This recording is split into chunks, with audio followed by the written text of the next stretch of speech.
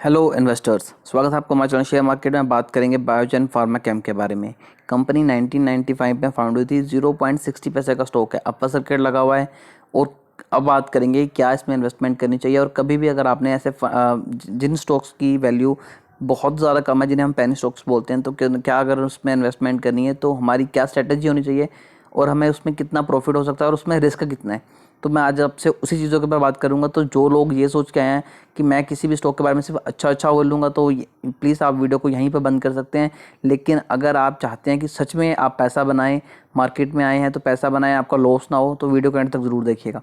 देखिए, अगर बात करें बायोजेन की, तो यहाँ पर आप देखिए 5 दिन में 15% के रिटर्न है। 1 मंथ में आपके पैसे को डबल कर दिया। अगर आपने 1 लाख लगाया था तो यहाँ पर सिंपली 2 लाख हो जाना था। तो ये तो बड़ी अच्छी मतलब की चीज़ है कि मतलब वही बात हो गई, 21 दिन में पैसा डबल। आराम से आप ऐसे स्टॉक ढूंढिए, पेनी स्टॉक लीजिए, 50-30 पैसे का स्टॉक होगा, अपना सारा कैपिटल उसमें लगाइए और उसमें जैसे आपको रिटर्न मिलते हैं तो बाहर आ जाए। उसके बाद बात करते हैं 6 मंथ की, तो 185% की रिटर्न है। 1 ईयर की बात करें तो 71% की रिटर्न है। मेन गेम शुरू होती है जब उसका मैक्स चार्ट निकालते हैं। मैक्स चार्ट देखिए, ये स्टॉक 2016 से लेके 2021 तक कंसोलिडेट पीरियड में है। स्टॉक में हमें कुछ भी भारी गिरावट या फिर तेज़ी देखने के लिए नहीं मिली। गिरावट तो खैर क्या ही होनी थी, लेकिन यहाँ पर तेज़ी भी देखने के लिए नहीं मिली। और ये स्टॉक की बात करें तो देखिए 2005 में ये स्टॉक 31 दिसंबर 2004 को ये इसका प्राइस 17 रुपीज़ के आसपास था। उसके बाद ये स्टॉक आपको इतना ज़्यादा कम सस्ते, इतने सस्ते रेट पे मिल रहा है। जो बिगिनर्स हैं, जो नए नए अभी मार्केट में आए हैं, जिन्हें 2 से 4 मंथ हुए हैं, उन्हें हमेशा रिटेल इन्वेस्टर को पेनी स्टॉक अपनी तरफ मतलब खींचता है कि 30 पैसे का है, 40 पैसे का है, 5,000 लगा दो, 10,000 लगा दो, 1 रुपये का हो ही जाएगा, 2 रुपये का हो ही जाएगा। आप ये देखिए कि 1 रुपये का होने का मतलब है, अगर ये स्टॉक एक 60 पैसे का स्टॉक 1 रुपये 20 पैसे का होता है कि कंपनी अपने आप को डबल कर रही है। तो क्या इतना इजी है किसी भी कंपनी के लिए खुद को इतना ज़्यादा मतलब चेंज कर देना। बाकी फंडामेंटल के ऊपर भी जाएंगे। कभी भी किसी भी स्टॉक को अगर आपने बाय करना है, और ये थंब रूल है पेनी स्टॉक के लिए तो स्पेशली, कि उसका जो मैक्स चार्ट है वो हमेशा आपको ग्रीन में देखने को मिले। अगर वो रेड में है तो आप ये उसमें इन्वेस्टमेंट करना आपकी बेवकूफ़ी हो जाएगी। क्लियरली बोलूँगा दोस्तों, माफ़ करना अगर आपको थोड़ा सा बुरा लगता है कुछ ऐसे वर्ड्स की वजह से, लेकिन आपको समझना चाहिए। यहाँ पर अगर कंपनी के फंडामेंटल थोड़े से चेक करते हैं, 39 करोड़ की कंपनी है, बहुत छोटी कंपनी है, माइक्रो कंपनी है। करंट प्राइस 0.60 के ऊपर ट्रेड कर रहा है, बुक वैल्यू 0.83।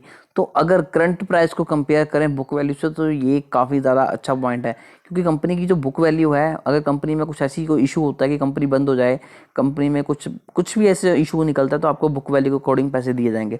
तो उस हिसाब से स्टॉक आपको अभी भी सस्ता मिल रहा है। स्टॉक पी की कोई इन्फॉर्मेशन यहाँ पर नहीं डिस्प्ले हो रही है। स्टॉक ने अपना 52 वीक लो बनाया था 19 पैसे का, हाई बनाया 60 पैसे का। यहाँ पर डिविडेंड यील्ड 0 है, तो कंपनी बहुत छोटी है, तो कंपनी अपने आप को एक्सपेंड करने की कोशिश करेगी, तो इससे हम ज़्यादा एक्सपेक्टेशन भी नहीं लगा सकते। फेस वैल्यू कंपनी की 1 की है, रिटर्न ऑन इक्विटी माइनस में है, जबकि ये पॉजिटिव में होना चाहिए और अबव 16-17 के पास होना चाहिए। रिटर्न ऑन कैपिटल एम्प्लॉयड की बात करें तो ये भी अगेन माइनस में है, तो ये भी पॉजिटिव में होना चाहिए था। अब इस ऐप के थ्रू बात करते हैं कि यहाँ पर क्या क्या पॉजिटिव पॉइंट है। कि कंपनी के ऊपर कर्जा कम किया है कंपनी, और कंपनी के ऊपर नामात्र कर्जा है। कंपनी की बुक वैल्यू भी 0.72% नीचे ट्रेड करी है, अच्छा साइन है।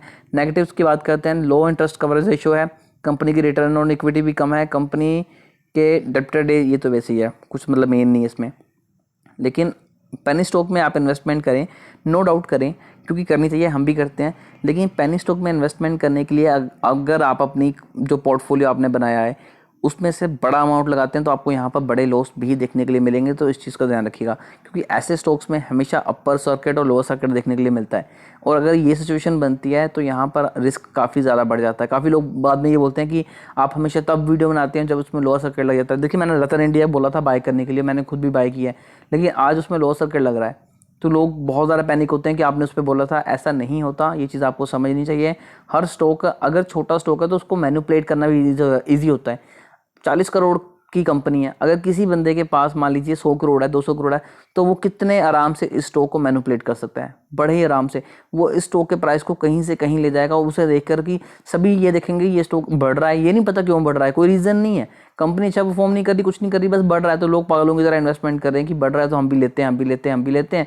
और जिस बंदे ने यहाँ पर स्टॉक को पंप किया होगा वो अपना पैसा निकाल देगा, स्टॉक डंप हो जाएगा, रिटेल इन्वेस्टर का पैसा डूब जाएगा, उसमें से आप और मैं भी काफ़ी ज़्यादा शामिल होंगे। तो इसलिए अपने इन्वेस्टमेंट को बड़ा ही ध्यान से रखिएगा। अगर यहाँ पर क्वार्टर की निकालें तो पिछले मार्च में 1 करोड़ की यहाँ पर इन्वेस्टमेंट हुई थी। देखिए, यहाँ पर 100% जो स्टॉक्स हैं वो पब्लिक के पास है, प्रमोटर के स्टॉक्स ही नहीं है। प्रमोटर ने यहाँ पर बाहर निकल चुके हैं। तो इन चीज़ों को ध्यान में रख के ही इन्वेस्टमेंट कीजिएगा। अगर आप यहाँ पर इन्वेस्टमेंट करना चाहते हैं तो नो डाउट आपका रिस्क लेने की कैपेसिटी कितनी है, आपकी रिस्क मैनेजमेंट कितनी है। अगर आप बोलते हैं कि यार मेरे पास इतना पैसा है कि मैं अपने पोर्टफोलियो का 50% भी यहाँ पर लगाता हूँ तो वो मुझे उसका कोई फ़र्क नहीं पड़ेगा। मान लीजिए अगर आपका 1 लाख का पोर्टफोलियो है और उसमें आप अगर 500 रुपये लगाते हैं तो आपको कोई फ़र्क नहीं पड़ेगा। इन केस ये स्टॉक चल पड़ता है, आपके पैसे डबल हो जाते हैं, तो आप 500 बाहर निकाल दीजिए, बाकी 500 लगा रहने दीजिए। उसमें प्रॉफिट और लॉस होगा वो आपको कोई फ़र्क नहीं पड़ेगा। तो ये चीज़ों का आपको इन चीज़ों के हिसाब से अपना रिस्क मैनेजमेंट करनी चाहिए। तो अभी के लिए दोस्तों इतना ही। अगर आपको वीडियो अच्छी लगी तो प्लीज़ वीडियो को लाइक कीजिए। ऐसी ही और वीडियो के लिए चैनल को सब्सक्राइब कीजिए।